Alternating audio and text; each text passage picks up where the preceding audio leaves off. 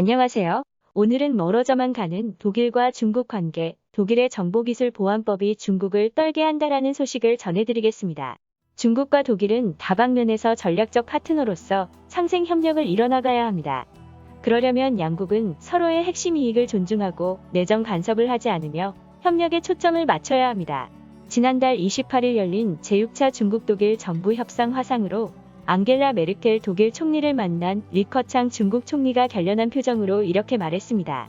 양국에서 참석한 고위 당국자만 25명으로 10년 전 이 회의가 시작된 이후 최대 규모였습니다.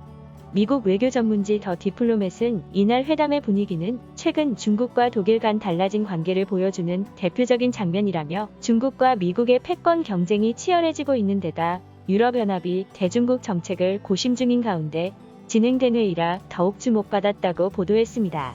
독일은 유럽 국가들 중에서도 중국과 경제적으로 매우 밀접한 관계를 맺고 있는 나라입니다. 하지만 최근 그 분위기가 달라지고 있습니다. 이유가 지난 3월 신장 위구르 자치구에서 행해지는 중국 정부의 인권 탄압 문제로 중국을 제재하고 나섰기 때문입니다. 중국 정부는 강력하게 반발하며 맞제재를 단행했고 중국 내에선 유럽 기업들에 대한 불매운동도 일고 있습니다. 이후에 큰 형님 격인 독일과 중국의 관계가 예전과 같을 수 없게 된 이유입니다. 더 디플로맷은 미국을 의식하는 중국은 이후에 실질적 수장인 독일과의 좋은 관계를 유지하기 위해 부단히 노력해왔지만 이번 제재로 큰 타격을 입었다고 설명했습니다.